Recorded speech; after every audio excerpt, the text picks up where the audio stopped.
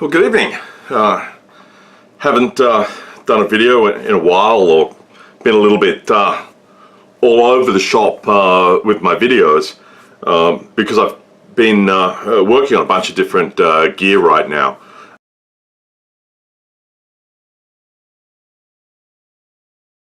Anyway, that's a long rambling introduction to sort of talk about where I am today. And so what I would like to show you today is another piece of the auction score that I got. I haven't looked at this at all, so this is a first look. I've seen the units before, but this is a first look between us. So let's take a look at this guy. Ta-da! The 436A Hewlett-Packard power meter. Let me turn some more light on over here so you can get a better look at it. You might, if you've seen my other videos, you would remember. Oh, drop some guys there. You would remember this guy here that I showed. This was the 435. This one was in pristine condition. I was very happy to get this. I'm going to keep this guy because it's just such a lovely meter. It really is a good look. Now, I've dropped something on the floor. One of my dogs has run in and grabbed it, so let me go save that and get back to you. Okay, back now. Now that I rescued the couple of bits of plastic I knocked off the table from my my dogs. This is the 436A power meter, part of the venerable 43X series of power meters. And I got this as part of a larger purchase set, and on it said it may be incomplete. So what we'll do is we'll open it up and we'll take a look at what we have here. So what I'm going to do here, the first thing I'm going to do is I'm going to take this, I'm going to see if I can cut that tag off.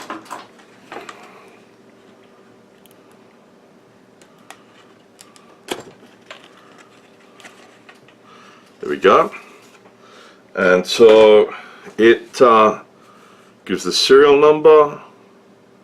It doesn't say anything. It says it, and it's, if you look at the tag, can I get a zoom in on that? Let me see. You should be able to see that it says it's serviceable tag material. So that would lead me to believe that the unit is actually in a serviceable condition. Let's see what else we get from the outside. Well, before we do that, let's just take a quick look at the front of the unit. The front of the unit this is the first one that they went to digital viewing on, and you can see the digital range in here. And it brought in a bunch of functionality that didn't exist in the other. Just let me see if I can get my light in a reasonable position so that we're not getting as much glare.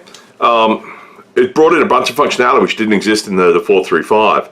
The ability to easily go and see watts, dBm, to go and do a dB reference, where what I could do is pick one power, take that, push that as the reference, and then the meter would sit on that reference, and it would be able to then go and compare different signals.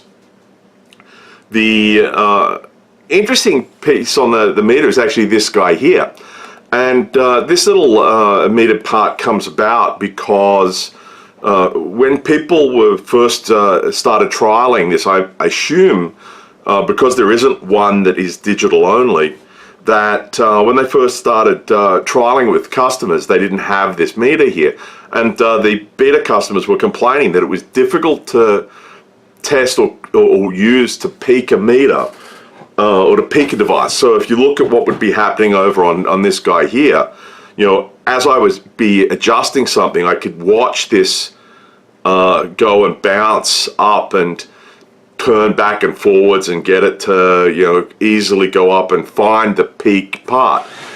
Doing that same thing with the numbers was harder for people to visualize, so they gave that feedback to HP, and so HP added this little meter here, and it's on this, and it's on the 437 and the 438, I believe. Pretty sure it's on the 437, don't know about the 438. I've never had a problem with doing it, so I've never really used the little meters there. But here you go, it's the same basic idea. You know, you plug in your sensor, you set a calibration factor, you can have an inbuilt accurate power reference, and then you can go and measure things. So let's see what else is on here. This I think is just a sticker from the mob that was running the auction, so let me just take that off and throw that away. And then on the top, oh, well, there's another one over here. On the top here, well, let's go get rid of this guy here. These have a really unique construction, and we'll have a look at that when we look inside. And so here we've got, you know, I've opened this up now. Let me get rid of that. Let's see what little goodies there are, if there are any, in here. So before I go and tear that, let's see if we can have a look. Nope, that seems to be Army. You know, if we, you probably can't see this, but across here they've got some Army supply information. I don't know if the US is like the Australian Army was, because we're not a very big service. When I was in the Army, the Air Force conducted some logistics and stuff for certain installations, and so often you would share the, often the services would share the logistics burden, you know, the organization of the supply depot and the blankets and the boxes and all that sort of stuff. So that might have been the case, or this might actually have been something that, man, all that's sticky, something that was actually owned by the Army. So let's take a quick look at the information. You know, this does look Army there. We've got Army master data files. We've got all the material category information. I think this is actually a working unit. In fact, if we look through here somewhere, we may even find what they originally priced. Now that's sticky. What they originally paid for the unit, which is often an incredible amount of money. I've gotten some items from. Yeah, I've got some items from the Army that came in, you know, like they were from the military. That, you know, the original purchase price was, you know, $50,000, $60,000, $70,000. You know, and it's just ridiculous what this old gear is. And here we can see the Army unit price. Let's see if I zoom in. You should be able to see that.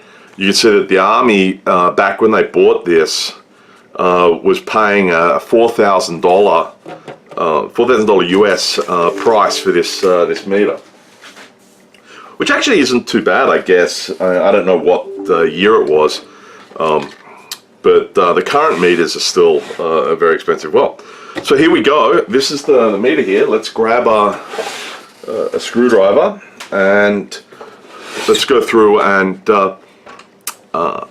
you know, take the sealer. Now, this is on the back while I'm here. You can see that this has a rear sensor input, so the sensors could come in from the front or the rear if you were going to mount this. Oh, geez, I'm doing a horrible job of this videoing thing. Let's take a bit of a look at the back here. You know, these has a rear sensor input, so this is like where you could put it if you wanted to go and mount it in a rack mount and have it as part of production system. The warranty sticker, which you can see here, it was good until 1986, so they bought it in 1985, in April 1985. It has the recorder output. This is for your strip chart or for a digital voltmeter or something. It's that 0 to 1 volt. And then this is the RF blanking port, where what would go on is when you're zeroing the sensor, you don't want an RF signal being fed into the thermocouples or the diode sensors to offset them. So in an automated system, what you can do is you can have that go out to a switch and turn off the actually turn off the turn off the RF signal. So let's see if I can get this. See if I can get this lid off here. Man, it's all very gungy.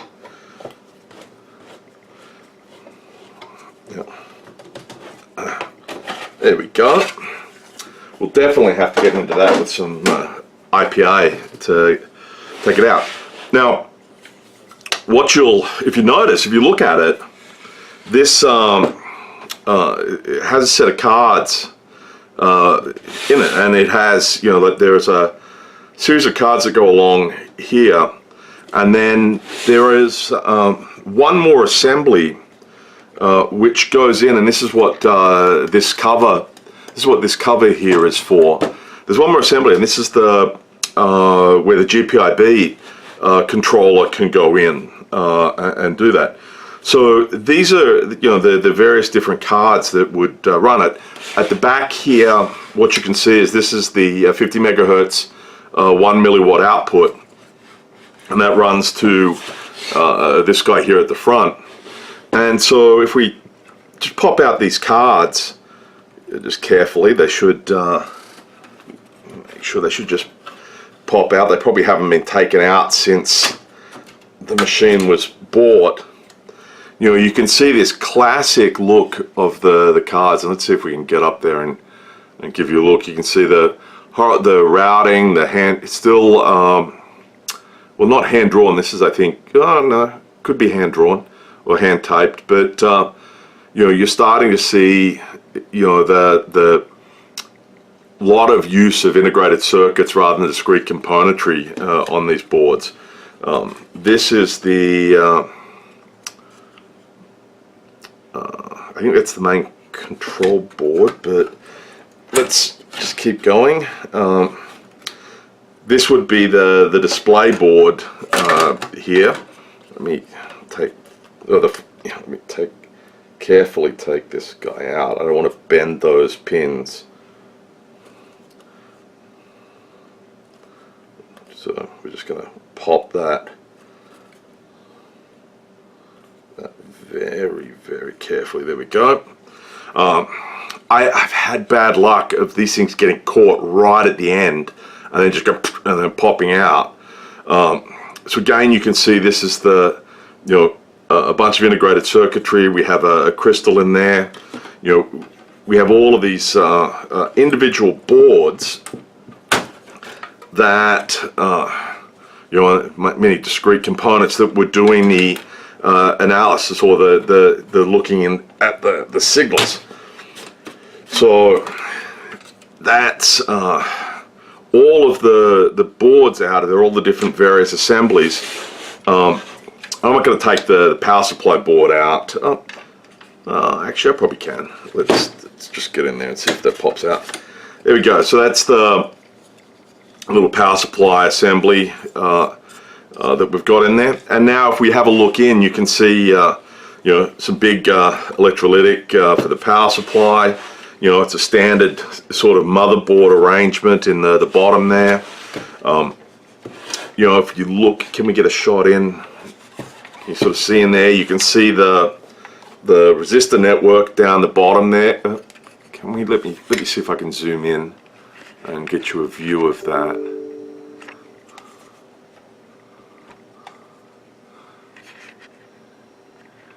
Yeah, if you get right in there, you can see the resistor network that is associated with the calibration switch in there, and then the display drivers and the various little switches that will control the functions.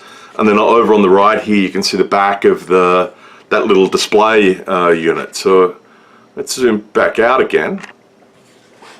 And what we'll do is we'll put this back together, plug it in, and see if it actually works. Okay, so let's go back and start reassembling it. Okay, so what do we have? We have the A2 board, which is the AC gain control, the AC gain board. We have the A3 board, which is the A to D converter. We have the A4 board, which is the this one up here, which is the counter board, and then we have the A5 board here, which is the controller. And then, as I was saying, that A6 board and its daughter board would sit in here and enable GPIB or HPIB at the time to talk to it. So let's just carefully put these boards back in. Let me turn this around a bit so that I can see where these are going into.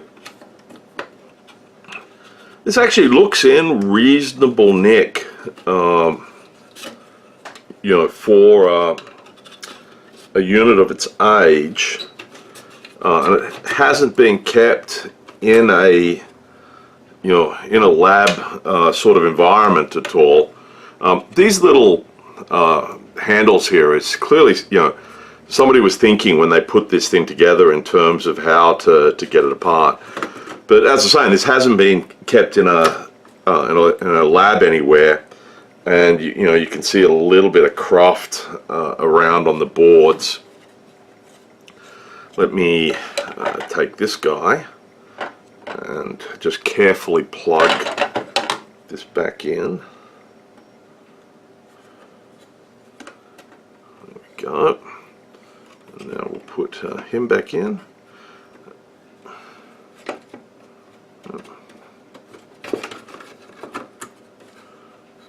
Okay, let's see if we can push that cable back down. There we go. And then now we can drop this guy in because it's the final board. And this will just go into here. And that is all we need to. Almost all we need to. Be a little bit silly to have gone and put the whole thing back together and to have forgotten the power supply, then probably sit there wondering, well, I guess I was wrong when the thing didn't actually work. Okay, so let's put the cover back on this, and then we will power it up.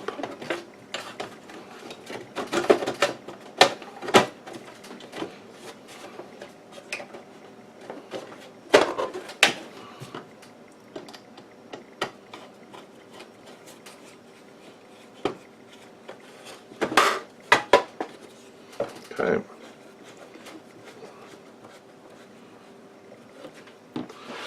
Okay, and so let's just make certain that that is set for 110. Yep, okay.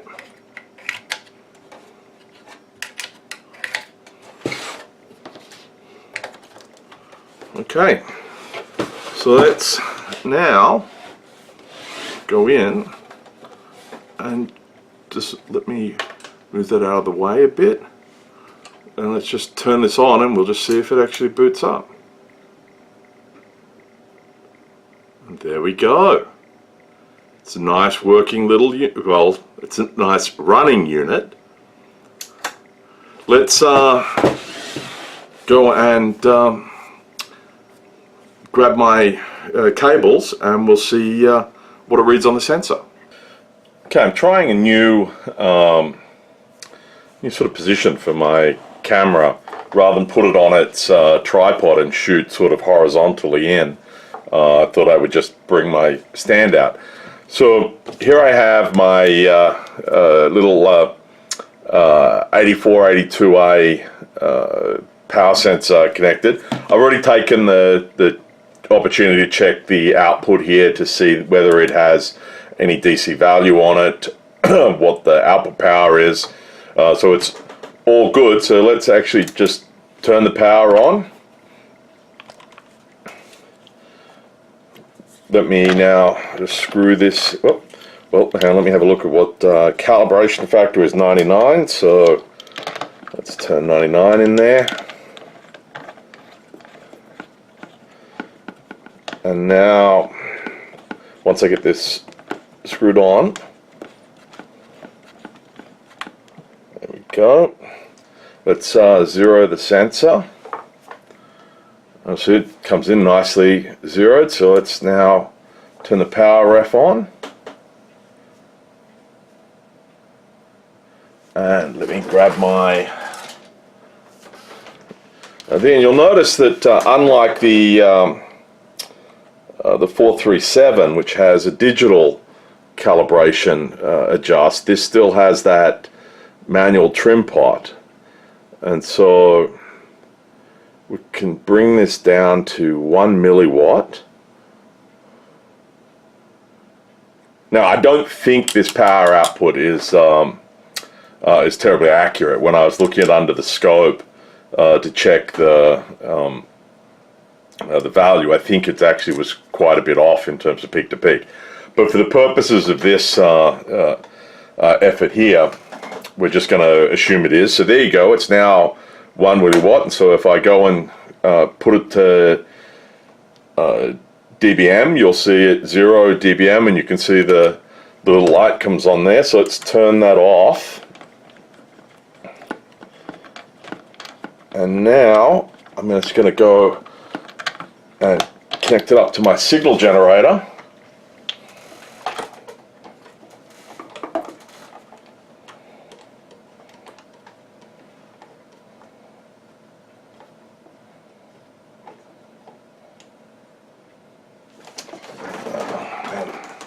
Sometimes these end connectors just simply won't mate. There we go. Okay, so now let's turn that power on. Now I'm going to leave the signal generator at 50 megahertz. And now if I set that to 0, the amplitude to 0 dBm. So let's show minus 1 watt. Let's go back to minus 1. So it's 0.89. I think it's a bit off, because again, remember these are relative. Let me set my amplitude increment to be 5 dBm, and as we step down, you'll see that it goes through the ranges. Let's go and flip it over to dBm. Now we're at 20. We're going to give it a bit of time. When you're down at this end with these thermocouple sensors, there's actually a requirement that you wait a period of time for the temperature, because remember, it's dissipating that RF energy into temperature. So what I can do is I can now go in and say, let's just set the amplitude to say minus 10 dBm, and here we've got minus 10. And now what I'm going to say is, like, imagine that was the system setting and I wanted to compare a bunch of items to that. I could go and hit dB reference, and now if I go up to 0 dB, you'll see that it's now telling me that I'm 10 dB above what my reference was set at. So overall, I think we have a working little 436A power meter. I had one of these for a while. And I had the GPIB integration, and it was sort of okay. But I prefer the look of the 435. I think that's just such a classic look. And in terms of day-to-day usage, I preferred the 437 because I could put in all of my calibration factors, and then I just had to set the frequency, and off it would go. And it would do a fantastic job of zeroing and calibrating and all that sort of thing. So I just preferred it as a more functional meter, and so it should be. It's 5 or 10 years later. Anyway, I hope you found this look at a 436. These are still great meters, and they're bugger all on eBay. I'm going to clean this one up, calibrate it in, adjust the thing, and then I'm going to stick it on eBay myself. I think you'd be lucky to get 25 to 35 bucks for these things on eBay. So if you're looking to get into this market, these and the 435Bs, especially if you aren't looking for super high accuracy, are a great way to get into it. Anyway, I hope you found that interesting. Catch you later. Bye.